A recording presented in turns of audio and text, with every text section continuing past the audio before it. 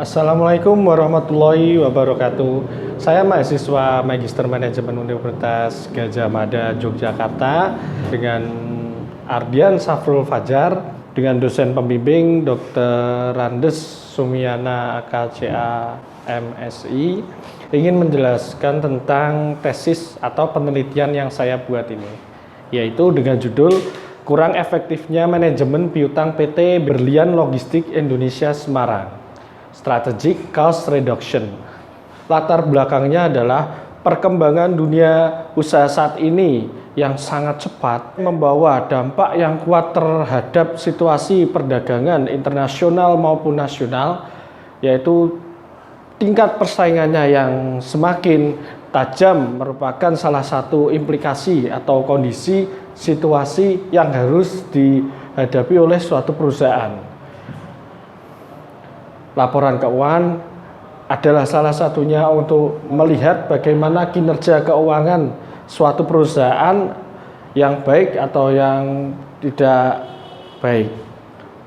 Untuk ringkasan dari transaksi keuangan tersebut, terjadi beberapa buku laporan keuangan yang bersifat untuk manajemen dengan tujuan mempertimbangkan atau perbaikan yang harus diselesaikan dengan cara menyusun suatu laporan keuangan tersebut. Salah satunya adalah dengan mengatasi situasi perusahaan yang melakukan sistem penjualan transaksi antara cash atau kredit. Perusahaan mengeluarkan suatu transaksi cash atau kredit itu mengeluarkan jangka waktu antara 30 hari hingga 90 hari.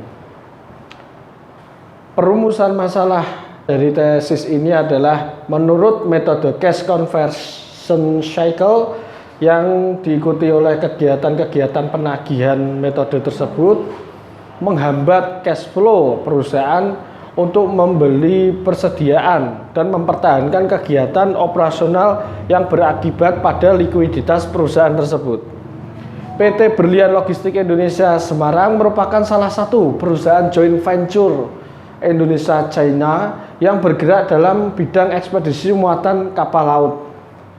PT BLI sendiri menetapkan sistem penjualan kredit ataupun dan cash secara keseluruhan sehingga dapat memunculkan sebuah piutang usaha, dan di mana piutang usaha tersebut merupakan komponen penting.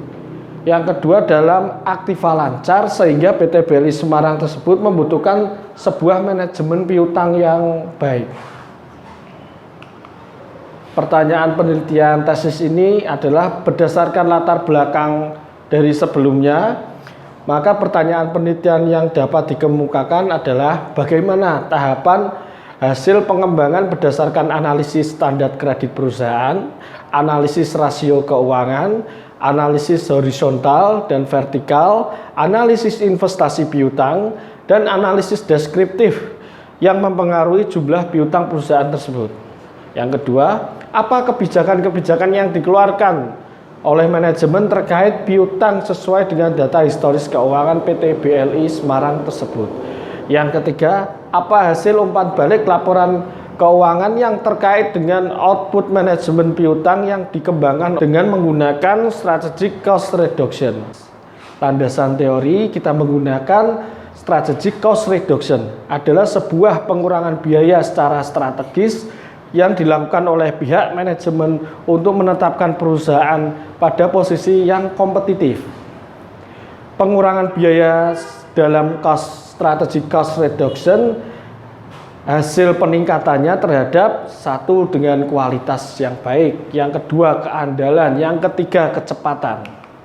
Berujung kepada teori Miller dan Modigliani adalah teori struktur modal modern yang dimulai pada tahun 1958 ketika Profesor Franco Modigliani dan Merton Miller atau MM menerbitkan apa yang disebut salah satu artikel keuangan paling berpengaruh terhadap apa yang pernah ditulis. Yang selanjutnya metode penelitian.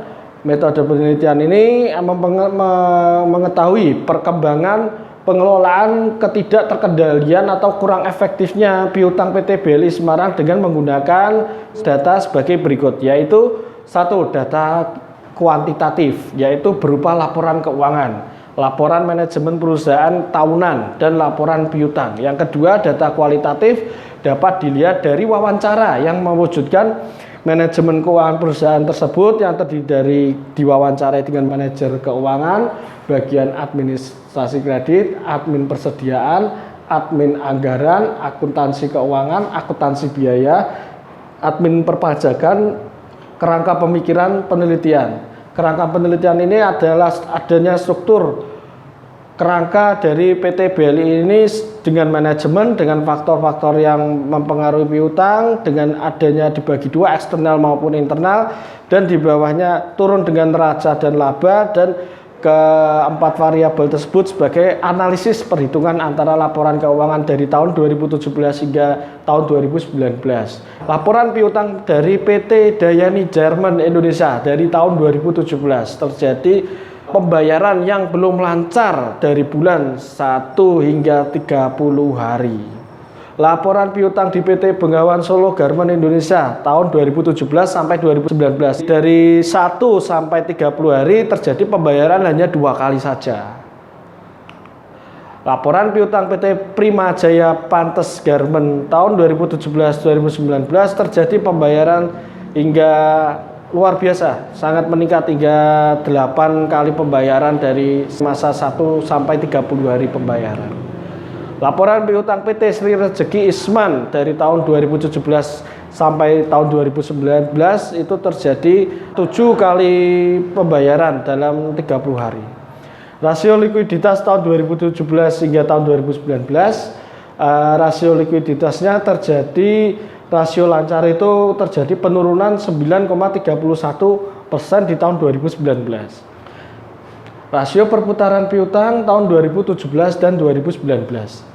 Rasio perputaran piutang tersebut terjadi sangat turun di tahun 2018 hingga 4,82%. Rasio periode penagihan rata-rata piutang tahun 2017 hingga tahun 2019.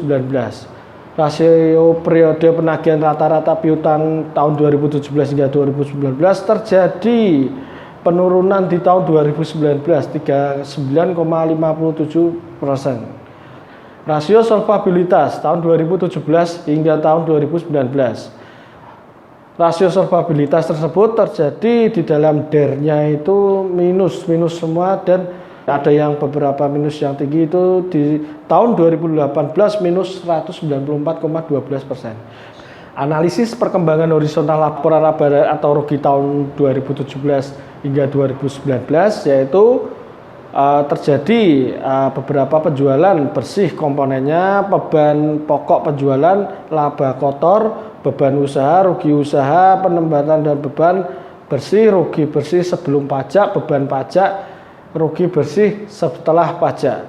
Dari tahun 2017 100 semuanya, dengan tahun 2018 terjadi naik turun hingga ada yang minus terjadi di laba kotor, yaitu minus 609,68%. Di dalam tahun 2019 itu terjadi naik sangat fluktuatif, yaitu turunnya juga sangat drastis, yang di tahun 2019 di dalam komponen laba kotor yaitu minus 11,75%.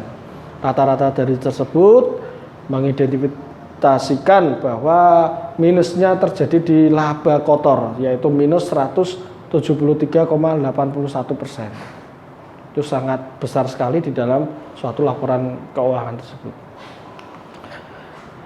Selanjutnya, analisis perkembangan horizontal laporan neraca tahun 2017 hingga tahun 2019, yaitu komponennya adalah kas dan setara kas, piutang usaha, penyisian piutang, ragu-ragu, aktiva lancar, dan total aktiva di tahun 2017, 2018 hingga tahun 2019.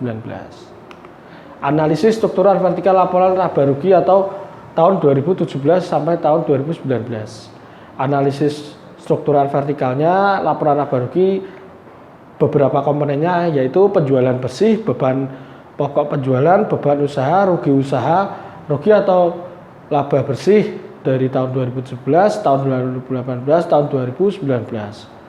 Terjadi rata-rata yang sangat beban pokoknya itu 98,21% di tahun 2017, di tahun 2018, 109,98 di tahun 2019, 100,20%. Dan rugi usahanya terjadi sangat minusnya itu sangat banyak di tahun 2018, yaitu minus 20,13%. Selanjutnya dengan analisis struktural vertikal laporan neraca tahun 2017-2019, yaitu terjadi komponen kas setara piutang usaha dan beberapa pihak ketiga yang terjadi komponen-komponennya yaitu dan lain-lain. Analisis investasi piutang tahun 2017 sampai tahun 2019, yaitu analisis investasi piutang tersebut dari tahun 2017 yaitu 17 miliar 886.261.266 rupiah. Di tahun 2018 27 miliar 100.397.415 rupiah. Di tahun 2019 14 miliar 140.564.292 rupiah. Kesimpulan apa yang didapat dari penelitian ini yaitu adalah hasil analisis kinerja piutang PT BLI Semarang ini selama 3 tahun terakhir ini menemukan pengelolaan piutang yang belum efektif. Dari hasil analisis rasio keuangan, likuiditas yang dihasilkan tidak liquid karena perusahaan yang belum mampu memenuhi kewajiban lancar maupun yang tidak lancar. Jika ditinjau dari rasio penagihan piutang kepada pelanggan, apa yang baik untuk setiap tahun jumlah piutang yang dari para pelanggan-pelanggannya yang semakin rendah dan membuktikan bahwa para pelanggan-pelanggan yang membayar utangnya itu tidak sesuai dengan tepat waktu yang ditentukan. Sedangkan dari hasil piutang rata-rata yang penagihan piutang dari tahun 2017 hingga 2019 adalah 50 hari hingga 75 hari.